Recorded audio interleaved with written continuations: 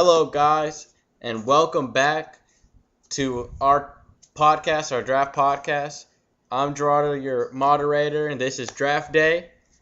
For we're doing our mock draft podcast today of all 32 teams. I get the odd number teams, and Draft Day will have even numbers. But since I will be taking the Cleveland Browns picks and one additional pick in the Giants, and then he will take both Ram picks, making it even for both of us for all the picks. So he has 16 picks to choose. I have 16 picks. Now these picks are based on what we would do for the team, what we think is best for the team, and our rankings on our own on the players ourselves. We're not going with what we think the team is going to do, what we think the teams are going to pick, not based on any of that, because we just simply don't know what these teams are going to do come draft day. But let's get to it, and I believe I am on the clock with the first pick. So, to me, the Houston Texans are going to select. If I was the owner of the Texans, the general manager and everything, I'm taking Jadeveon Clowney number 1 overall. And I see that it will probably happen. I'm thinking about 40 to 80% chance that he will be taken in the first pick, because he's a once in a lifetime player. He's 6'5", 270 pounds. Ran a 4.5 at his 4.52. Yep, at his combine. And then all I gotta say, if you guys, his lack of production, all this, he had 1 foot in the NFL after his sophomore season, and he already knew he was gone within the top 5 picks, and he knew he was going to be a top 5 pick. And if you ever don't think this guy is non-athletic, go look at his pro day. Look at the guy's drills that this dude did. It was amazing. I don't get excited about pro days, and I don't really care that much about pro days, but what he did on his pro day really astonished me on what kind of drills he was doing. But I have Jadeveon Clowney going number 1 overall to the Houston Texans. And I believe the Rams are not on the clock for you. I was really tempted here. I even expect the Rams actually to take, if they're sitting here and not being able to trade or anything of that nature, because we can't trade in this. Obviously, it's a mock draft. We're not trading. We're just staying where we are. I would normally trade. If the Rams can't trade, they're probably going to select Khalil Mack. But I'm going to actually turn a direction a different way and surprise a lot of people and not go Khalil Mack or a defensive player early. I'm going to go with Sammy Watkins, the wide receiver out of Clemson. I have him as my second best player. And if we're picking best player available, because the Rams, that's essentially going to probably be their strategy.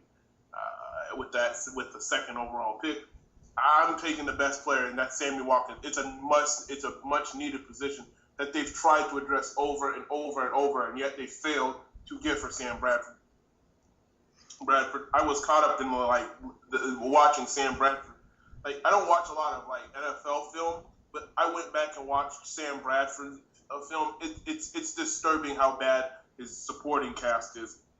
I think it's a clear given that you've got to get him some help, and Sammy Watkins might be the guy here, even though they've dressed this position over. You've got to get him some help at wide receiver, and he's also happens to be the best available player on my board. Right, and Sammy Watkins is one hell of a player, and Sam Bradford will be happy that you did that for him. Now, the third overall selection is going to be, we have the Jacksonville Jaguars. Mm-hmm. And I'm going with Khalil Mack, since now you didn't take him at 2. I believe that Gus Bradley is going to be very intrigued with him sitting there at 3 for the Jacksonville Jaguars. Now, I was tempted to actually go with Greg Robinson here for them, but I just don't see him. I don't see a team drafting back-to-back offensive linemen, especially sitting back-to-back top 5 picks. And Gus Bradley is, enamored with. He comes from the Pete Carroll tutelage and all that, and I just think Khalil Mack will be an astonishing player for him to fit his scheme, playing a Leo position and just designing defenses for him. So I have Khalil Mack going number 3. You're back on the board. Oh yeah, at number 4. At 4. Yeah, I have Cleveland Browns sitting here at number 4. Now Sammy Watkins was just taken from me, and I wanted a wide receiver here.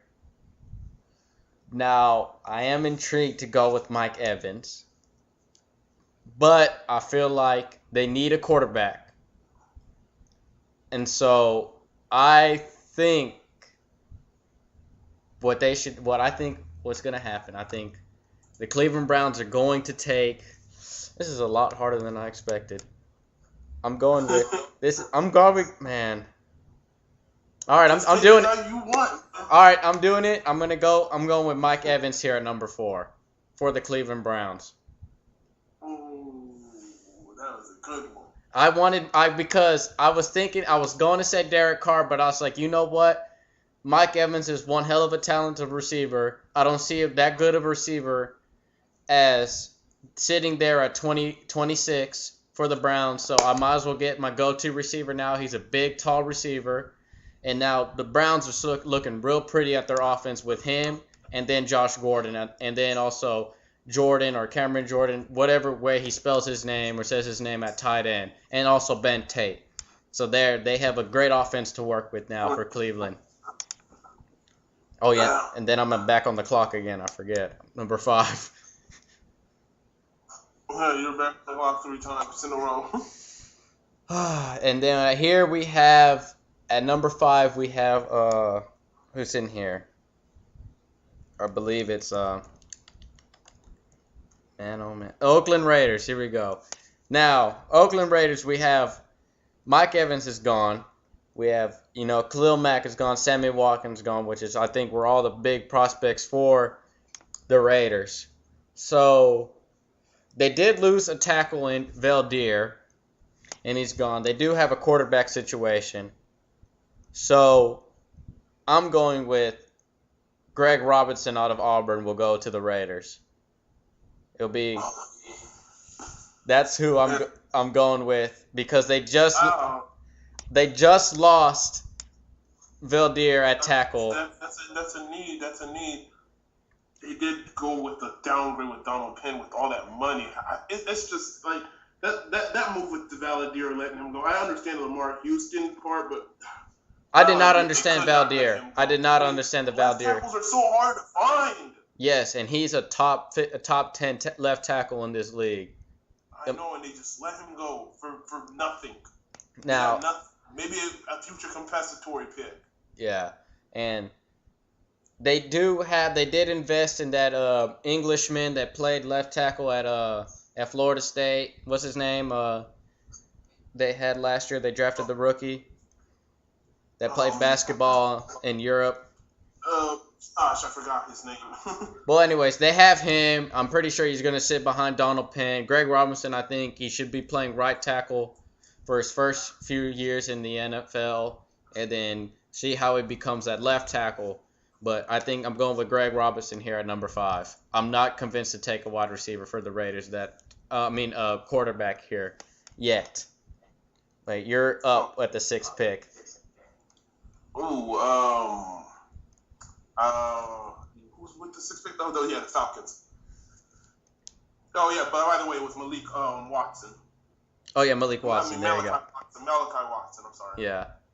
The Atlanta Falcons here, they've already taken my 2 guys that were on top of my board, and I was hoping somehow miraculously fell for the Atlanta Falcons if I'm sitting here. If I can't trade up for Jadeveon Clowney or Khalil Mack, I've got to go offensive lineman, and I'm gonna go with offensive lineman that I feel that's probably the safest. Sam Baker can't feel like we can't feel safe with Sam Baker as our starting left tackle anymore. He's been getting too hurt too often. He's good when he plays, but he doesn't play very often. So I'm going here with my own guy. I'm going here with Jake Matthews. Yeah, that's a very safe pick right there. And we came to say that was the safest prospect in this draft was Jake. And now the Tampa Bay Buccaneers are up on the clock. Now, Tampa Bay, I thought Mike Evans if I was gonna bet Mike Evans, if he was gonna go in the draft, he would have been taken here at 7. That's not the case. I think Tampa Bay should be trading up to see if they can get Khalil Mack for Lovie Smith, but they're sitting here at 7, and I'm not convinced enough still to take a quarterback yet, even in this. So I want to go defensive player. I just don't know who. But I'm going to go with... man, oh man. You can take whoever you want at this point. Man, that offense would be deadly, but I don't know if Lovie Smith doesn't seem the type of character to take that player. But if it was me, and I would take quarterback in the second round. I'm not taking quarterback here, but I'm gonna do something even more ballsier, and I bet all the teams. I'm going with Eric Ebron here at 7. Ooh, that makes actually sense. I never thought of that, but it makes sense. Because now Josh McCown is going to be one hell of a happy quarterback there in Tampa Bay. Tight end they do not have a great tight end at all on that roster. The Tennessee tight end they had, Jake Stalker, or I don't know what his name is. And then they had Dallas Clark at one point. Luke Stock. Yeah. And now you have Eric Ebron, and then you also have a great wide receiver in Vincent Jackson, and a good running back in Doug Martin. So I'm going with Eric Ebron here at 7. I'm up on the clock, right? Yeah. And I have Minnesota. Minnesota's on the clock. I can't believe there's no quarterback who's been taken at this point. I'm like, if I'm Minnesota and I am ecstatic, I could get any of the quarterbacks I want. Whether I want Johnny Manziel, Teddy Bridgewater, Blake Bortles, Derek Carr, whoever. And right now, I don't feel necessarily that they would the Vikings if they were slotted like how the draft has gone, the way we've gone, that they would ever pass on Derek Carr, because he's obviously the better fit out of all of them for their system. But for me personally, right now, I have Teddy Bridgewater as my best quarterback. I've got to go with him. I'm going to go with Teddy Bridgewater and finally get us a quarterback on our board, because we've seen the pass up on all of these guys. I'm taking Teddy Bridgewater. Teddy Bridgewater was the only quarterback I was considering to take, and the only team I was going to take him was with Tampa Bay or with the Raiders, but I just felt going in a different direction with those teams. But now I'm on the clock with the Buffalo Bills, and they're a little bit upset that most of their prospects that they probably wanted to get are gone, within Mike Evans, within also in Jake Matthews, Greg Robinson, but they still have to address offensive line. And so I'm going with Taylor Lewan here at 9. Interesting. Now I believe you're on the clock with Detroit Lions. Well, all my wide receivers have been taken at this point. Do I still? If I was Detroit in this situation, I'd be thinking trading down. I'd clearly be thinking trading down. I mean, like that would be. I'd be almost I'd be on the hook with my phone right now, calling everybody, trying to trade out of this pick, because this is almost the worst case scenario for the Detroit Lions. I mean, outside of maybe the only person that they would probably take at this point would be maybe a Ha Clinton Dix. I'm gonna go here with Ha Clinton Dix as my number 10 overall pick. That was a good pick. Yeah. I like but that. I don't feel good about it. I've had him in my mock drafts, but I don't feel good about it. But I lost Louis Delmas. I need a replacement for Louis Delmas. It's been pretty bad back there in secondary as well. I mean, we have a front four that can compare with anybody, but we have pretty bad a back end. Right, yeah. And now 11 here. It's my turn, and I also get the Giants next. I counted them. Actually, I would still probably end up having the Giants is an even number, right? Yeah. Yeah, Giants make it because you did take 2. Oh, okay. So then, you get the Giants I still? counted them. It would be 16 evenly. I'm sorry about the whole Oh, thing. it's fine. All right. Well, okay then. At 11 here for the Tennessee Titans, I'm going with Anthony Barr. For I believe the new defensive coordinator is the dude that came from Cleveland Browns, right? It's Wes Horton. Yeah. Horton. And I believe he'll be ecstatic to have a great, phenomenal player here in Anthony Barr to play outside linebacker for them because they are transitioning to I believe, a 3-4 defense. Mm-hmm. And so, yeah, Anthony Barr here for the Tennessee Titans. And here you go, number 12 on the clock. For you, the New York Giants. New York Football Giants, as they like to be called. The New York Football Giants. The Giants, they could pretty much go a lot of places at this point. Seeing that they still need help on that defensive side, they also could get help, especially up front and the offensive line.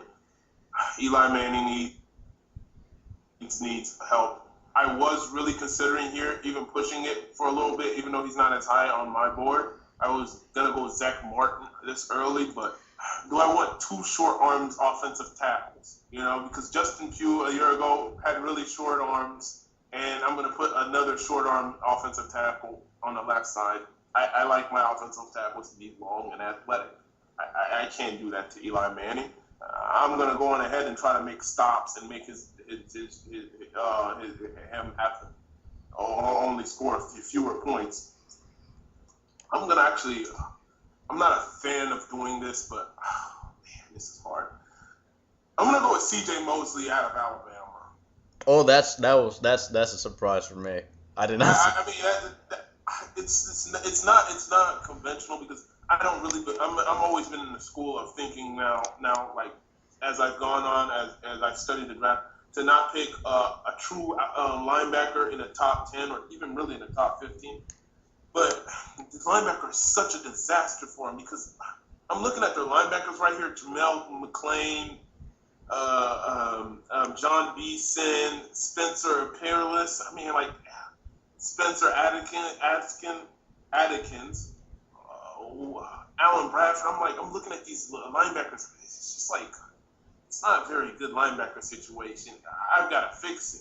I mean, that defense is got to get addressed. I mean, like the way the Giants won their Super Bowl was clearly with their defense those years. Right. So now you're still on the clock here at St. Louis Rams. St. Louis Rams. I have to be able to take. You went Sammy Watkins, number 2 overall. Sammy Watkins there. I'm gonna go against the grain. I'm gonna go against my whole entire board. Do it. I'm gonna go need here. I'm gonna go Morgan Moses. I was thinking you may have picked him to the Giants at 12, but Morgan Moses here at 13. That doesn't surprise me at all. The group of tackles. I need a right tackle. Morgan Moses played right tackle, and that's what he played for 3 years. Final year played left tackle. If Matthews isn't healthy, then he is my left tackle. I'll really have an open competition about it, and I'll be open to the idea of playing him at either tackle position because he has experience playing both of them. Because there's no way Joe Barksdale could start next year. He's just awful. I just finished watching what the Rams did. Joe Barksdale was just plain awful. He can't start. Right. And you're still on the clock here with the Chicago Bears. I can't believe this just happened to me. I'm going Aaron Donald. I don't really have to think about this. I know the Chicago Bears are really infatuated, and they would almost panic here. Like, I will not be surprised when it's draft day if Chicago is one of those teams that move into the top 10 to draft Aaron Donald. And Aaron Donald's really been a guy. I mean, it's a perfect fit here. a perfect 3 technique fit here. That's who I'd go with. Right. Now I'm on the clock with the Pittsburgh Steelers, and I'm going for them. They do need corners. They do need to address corners. So I know they like Darqueze Dennard, but I'm not sold on him. So I'm going with I believe Justin Gilbert from Oklahoma State here for the Pittsburgh Steelers.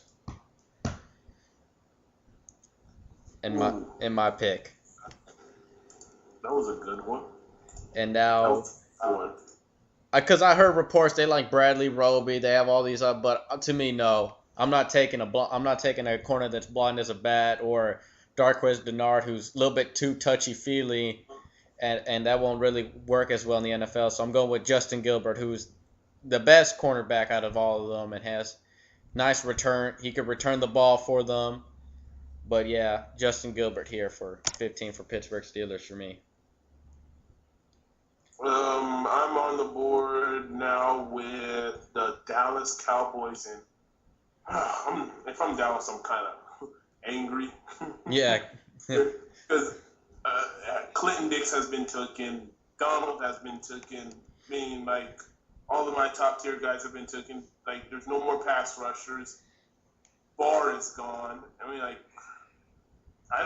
it's almost hard for me to pick at this point based on that. I mean, like, I'm almost tempted to pick on offense more so than defense because so many defensive players just went on a run at this point, right? Right, yeah. And we went on a run with a bunch of defensive players. I'm tempted to almost go offensive here. I mean, the Dallas Cowboys need defense badly. I'm going to go offense here, and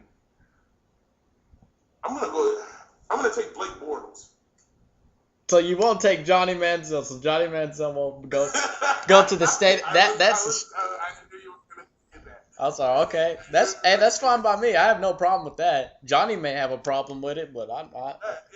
I'm going to take Blake Bortles here because Tony Romo paying him a lot of money here, man. We're paying him a lot of money. We've only got one playoff win. He's already 32 years old. We've got to start thinking about a replacement. I mean, some people are saying, well, Brandon Whedon is the guy. I mean, like, Brandon Whedon's almost the same age as Tony Romo. His career now is a future backup. He has no more future as a starting quarterback borrowing Tony Romo gets hurt. Right, yeah. Like, his future, that's it. Because Tony Romo's 34 years old. Brandon Whedon, he's 30 years old. He's not his young future quarterback of the future. You need quarterback of the future. All the quarterbacks on their roster are 30 years old and older. All of them, all 4 of the quarterbacks. I'm going with the young gun. I'm going with Blake Bortles. That was a little bit of a surprise right there. But I'm on the clock with the Baltimore Ravens here at 17, and I'm going with Brandon Cooks here out of Oregon State for the Baltimore Ravens. I think Joe Flacco needs a little bit more weapons. They kind of hurt themselves with all these contracts going to other players, and then a whole bunch of players then retiring on them also. That's not a good thing also. So they lost a lot of pieces. And it's one of these teams in the draft where they kind of they also have a lot of holes to fill, but they're not getting talked about that much. But I'm going with Brandon Cooks here for the Baltimore Ravens for another weapon for Joe Flacco. Ooh, you got yourself a lot of speed out there, man. You got a lot of deep weapons out there with Steve Smith still able to score, Jacoby Jones, Torrey Smith, and now Brandon Cooks. Ooh. Yeah. For Steelers, Cincinnati Bengals might have an issue if that happens. Well, see, and then also the Pittsburgh Steelers did draft, Justin Gilbert. So I believe the Ravens wanted to get a receiver that probably can, a little bit more shiftier and smaller frame. Probably put him to work out there. So now you here with the other football team in New York that for some reason this fan base likes to boo every pick that gets drafted with the New York Jets here at 18. I should probably be thinking offense here. I should be probably thinking offense here because the wide receiver core is not strong. But then again, I look at the starting cornerbacks and the potential starting cornerbacks opposite to D. Milner because the Jets are convinced D. Milner is a good cornerback. At the end of the year, he played a little bit better than I gave him credit for, but he was still pretty awful. They need somebody to play opposite of him, and I'm going to go with Kyle Fuller here to bolster that defense up. And instead of pulling wide receivers, I believe I could take a wide receiver. It's a deep wide receiver class, and since we've already had a few wide receivers starting to fall, I believe that there's a bunch of wide receivers in the second round I probably could get. I'm going to take myself a corner. I'm going to take myself Kyle Fuller, Virginia Tech. It's a good pick. 19, this is the easiest pick for me. Zach Martin out of Notre Dame for Miami. I say that's probably one of the most easiest picks you can call, even in the draft. I like him here at Miami. I think it's a great fit. He's probably going to play. He can play guard or tackle. Yeah, I believe he's probably going to play guard, but tackle's the nicer pick for him. He'll probably play left tackle, move into guard. Right tackle. Yeah. Brandon, I'm taking left tackle, right? Oh yeah. I forgot Brandon Albert. Yeah. He probably play right tackle there. Yeah, and so. Or you can play Brandon Albert right tackle. Either way. Yeah, so Zach Martin here makes perfect sense for me for Miami Dolphins. So here you are at 20 with the Arizona Cardinals.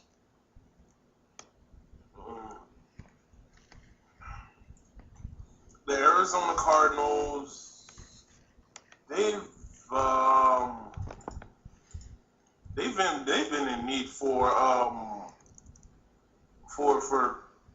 at this point the Arizona Cardinals have a bunch of needs. I could go a number of places here. Their biggest need would probably be that offensive tackle, but Morgan Moses is gone. I don't want to reach for potentially for one of these other offensive tackles that I have rated as second rounders. I don't want to go out there and reach for one of those. I don't want to go for a cornerback either. I'm pretty happy with Antonio Cromartie and Patrick Peterson, two big cornerbacks, athletic, can run with anybody. I'm maybe looking for somebody to pair up with maybe Tyrann Matthew though here, and I'm going to go with Calvin Pryor. Ooh, that's a nice pick out there. That defensive back crew would look really nice out there in Arizona. Yeah, I would have Antonio Cromartie at one corner, Patrick Peterson, Tyrann Matthews, and I would have Calvin Pryor as probably my enforcer to match what Seattle and what St. Louis are trying to do with their back end. Right. And here at Green Bay, I'm going to go a little bit unconventional here. I know they need help on defense. One of the helps on defense, I actually was going to think about taking Kyle Fuller off your hands for Green Bay. But I just think ever since Greg Jennings left, they kind of needed, and also Donald Driver also. Mm-hmm. So I'm going with Mr. Odell Beckham Jr. here to Green Bay to give Aaron Rodgers another receiver because Aaron Rodgers, he just knows how to work that little bit of that spread offense greatly. He knows Mike McCarthy knows to put receivers in which spot, and I think Mike McCarthy is going to be ecstatic here if he has Odell Beckham Jr. here and is on his team. And then you can do a lot with him, Cobb, and Jordy Nelson. So I have Odell Beckham Jr. here going to Green Bay. Oh, lucky. I thought you were gonna go Marquise Lee. When I heard you were going wide receivers, I was like, oh, he's gonna go Marquise Lee. No, I just felt Odell Beckham Jr.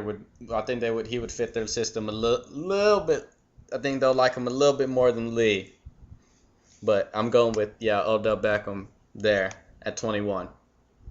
Now 22, a head coach that played against Mr. Lee a lot. And I think you made it a little bit obvious where I'm gonna probably end up going. I mean, it's like the odds of them picking Marquise Lee is low because from all the reports, I don't know. The reports are kind of, you gotta take them with a grain of salt at this point of the draft because there's a whole bunch of stuff flying around. The reports is that Chip Kelly really wants a big, fast wide receiver. He wants the Mike Evans or potentially the Corey Latimer. He wants a big, fast wide receiver. Maybe even Jordan Matthews. He's looking at those guys. I'm looking at the guy who torched you for over 300 yards in 2 games. Yep. I'm taking Marquise Lee over here to Philadelphia.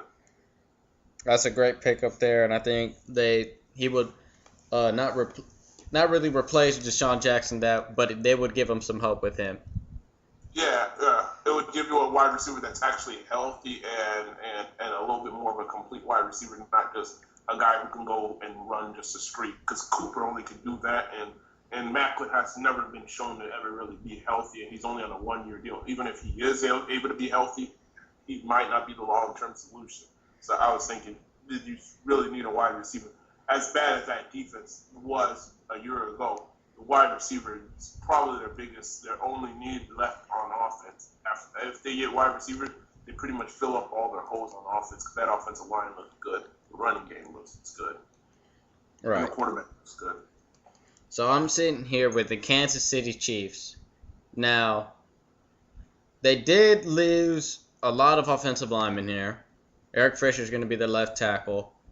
And they did lose guards, but I'm going with, for them,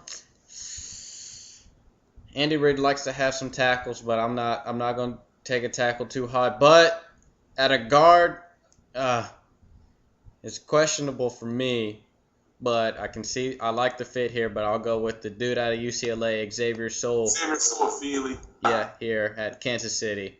Even though he's a little bit too old for my liking as for a player, but I'll have him going there to Kansas City Chiefs. Didn't he pick that kid from Baylor that was like 25 years old who was like a fireman before? Yeah. Andy Reid has picked a player at that same position who was a little bit older a few years ago. It was just like 2 years ago. Oh, yeah, the Canadian. Yeah. I remember. Danny Watkins. Danny Watkins, that's what his name was. Yep. So here you are sitting at number 24 with the Bengals. Mm-hmm. The Cincinnati Bengals. They're a team that's actually loaded. That has not as many needs. I'm not a believer in Andy Dalton. I'm gonna come out straight up and say that I'm not a believer in Andy Dalton. Oh goodness, I'm waiting for this one. Who's been holding them back? I've never held that as a surprise, and I've been telling people this for a while, that Andy Dalton is going to be the flaw and probably the reason why Marvin Lewis might lose his job. I have no confidence in Andy Dalton. The Bengals might have confidence in him. I'm going to go Derek Carr here. Oh man, whoa, I'm not surprised about your. It's not going to happen, but I'm saying what I would do. I would go with Derek Carr. I don't believe in Andy Dalton. I have zero confidence in him. I hope he proves me wrong, but I don't have any confidence in him. I'm going Derek Carr. Woo, man. All right. So that makes my 26. I mean, and on the Browns, can I talk to you about Andy Dalton on the side? Make me I can have him for our quarterback situation. hey, give me that 26 pick. I'll take him.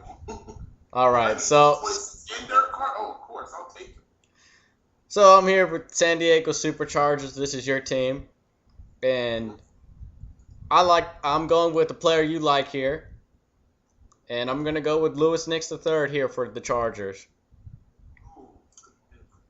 And I like the fit there. I think San Diego, they have kind of like their starting defensive line is kind of like you don't really know their names, but they're pretty good. They were ranked, I believe, the number 1 defense in the league 2 years ago at one point. But I think Louis Nix is a great player. That he's fell to here is a surprise. It's not really a surprise, but I think that'll be a great fit for San Diego to get Louis Nix.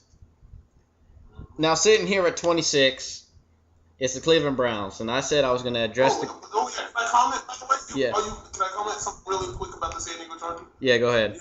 You realize you paired up Manti Te'o with Louis Nix again, right? Well, there you go. That's going to be a great, even better fit. It opens it up a lot of things for that. I would love to see Louis Nix in the San Diego Chargers uniform.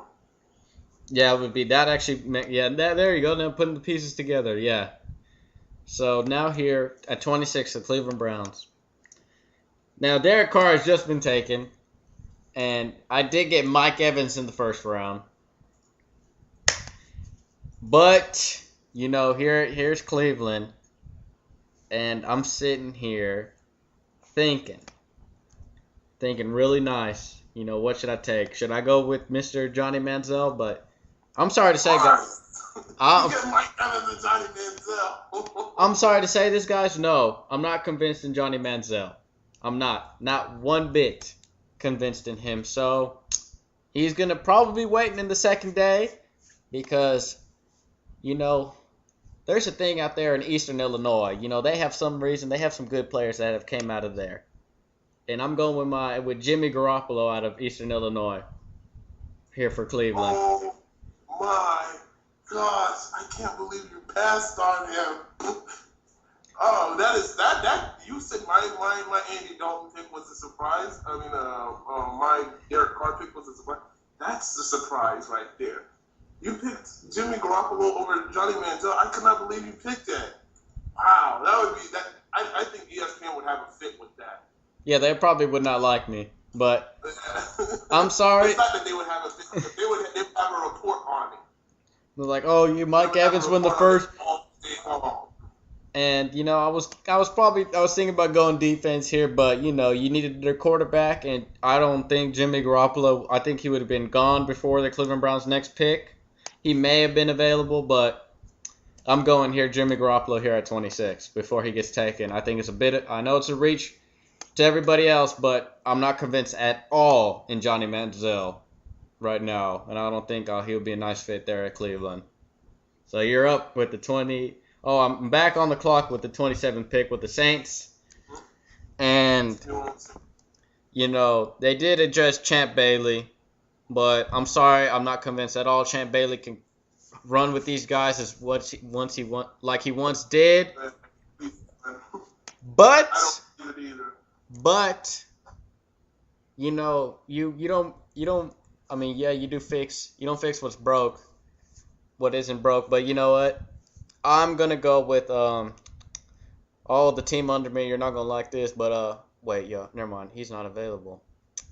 I got confused for a second. But yeah, now I'm going back to Jason Verrett here for the New Orleans Saints. I'm not convinced at all that Champ Bailey can hang with the best anymore. And within that division, Champ Bailey's going to be dealing with Julio Jones, Roddy White, and now with also the dude from Tampa Bay. Oh, Vincent Jackson also as well. But luckily he plays Carolina where I don't even know their receivers. But I'm going with Jason Verrett here for TCU for the Saints. Great value. So now you're on the clock with the Carolina Panthers with Mr. Cam Newton. Cam needs a lot of things. He needs a miracle. I could go a number of ways that they need, positions that they need, but it happens to be that all the positions that they need have been pretty much gone from my list. Like, they need cornerback. All my top corners are gone. They need wide receivers. All my top wide receivers are gone. They need offensive tackles, and all my offensive tackles are gone. I mean, like all of them, this would be a pretty bad situation with them. I would have to almost kind of reach here. I would hate to have to do this a little bit and reach for a position of need, but it's so much of a position of a need that I'm really willing to roll the dice on this guy. I like his upside. He might not help me at day one. He's probably a wide receiver that's going to help me down the line. I'm going Allen Robinson from Penn State. Ooh, that's a nice pick right there. I was considering him at 27, actually, for the Saints, but I saw Jason Verrett there, and I just couldn't help. But Allen Robinson there, that's a good pick for them. Now, 29 here, I have the New England Patriots. Now, I was thinking about this one quite a bit, there's a couple of players, here and there that, for New England, I think they can work with. But at the end of the day, I think they're going to go with this guy. He's a bit of a boomer bust, but I think Bill Belichick likes what he saw in his potential and help him bring back Richard Seymour. And I think you know where I'm going with this, with Rashid Hagman out of Minnesota for the New England Patriots. Yeah, that would help him out. Personal, that would have been my pick right there, man. If you had not picked it for San Francisco, that's what I would have picked. Yeah, I just know. I think when a player, there's two things: when a player's drive, and then also the development. And I think Bill Belichick will develop him into being the great boom player that he can be, and not become a bust. So I think Rashid Hagman to the New England Patriots would be a great fit for both teams and the player. Mm-hmm. So there we go. Now you're on the clock with the San Francisco 49ers. San Francisco is a loaded team, but they're not as loaded as people think because they do have problems with their depth at this point. They have a lot of draft picks. I don't expect them to use all their draft picks. They're probably the most likely team to move up because considering they don't have that many holes and they have a lot of draft picks.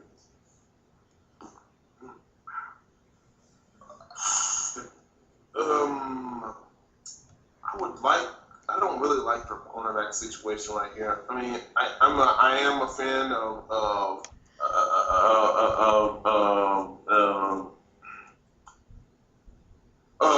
Tremaine Brock. I like him a lot. He's one of my favorite cornerbacks in the NFL, period. But I need somebody to go along with him. I'm not a biggest Eric Wright fan. Chris Colliver. I like Eric Wright maybe as a nickel.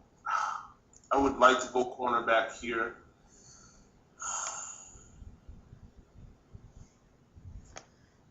I mean, you can get. I'm not going to do it. I'm not going to go cornerback. I'm going to take that back. I'm going to go here with a nickel back. I'm going to go with LaMarcus Joyner. Ooh, the Tyrann Mathieu of this year's draft. I would have that guy, and he could roam around. I could put him anywhere in the secondary, and it'd just be another weapon I can use against Seattle. And maybe he could be my guy that I line up against Percy Harvin and those slot wide receivers that are going to be in that division. Right. Because ultimately, San Francisco's goal is just to match Seattle and surpass them. Right, yeah, I get what you're saying there. And now we go to the Super Bowl losers in Denver Bronco. And I'm sorry to have titled y'all as that, but it is what it is. When you pick 31st, you're the biggest loser out of the whole draft. And so, here we go. Here at number 31st, I am not at all sold. They lost 2 starting cornerbacks. Their nickel corners are average at best to me. I'm not convinced that Harris or any of them. Darqueze Dennard is still on the board, and I think Denver Broncos will be excited to have him there. Darqueze Dennard for me for the Denver Broncos because I have no faith at all in their secondary. And so now the Super Bowl champs are on the clock with the last pick. Seattle Seahawks. Offensive line is definitely a need here, and it just happens to be one of my favorite and one of the best prospects I think in this draft. Is still on the board here, and I'm not even gonna hesitate here to take Gabe Jackson. It's probably their biggest need outside of their biggest need is probably offensive line. I was gonna say another wide receiver to be helped, but I'm not a fan of J.R. Sweezy. It's a defensive lineman that he converted into an offensive lineman who's been starting for the last few years. He's done a pretty good job, but I think that he's kind of peaked. And I'm not the biggest J.R. Sweezy guy. I also think James Carpenter has potential to play right tackle. I would put Gabe Jackson there. I would keep Squeezy in there if he could still continue to do what he's doing. Move here, James Carpenter to right tackle, and put Dave Jackson at left guard. And then I would improve my offensive line at probably 2 different positions just by making that one move. Because I'm not a big fan of Michael Bowie, the right tackle. Right. Yeah. So there we go, guys. That's our draft. I know it's very unconventional. Some of you guys are probably wondering, what the hell? Johnny Manziel hasn't gone yet? Did he really just pick Jimmy Garoppolo to go before him? Well, that's how the draft sometimes comes out. There's going to be shocks. There's going to be a player that drops that was a first-round talent all the way to the second round. There's going to be some teams rushing in and draft a player way too early. And then there's the Seahawks, which you don't know what they're going to do, really.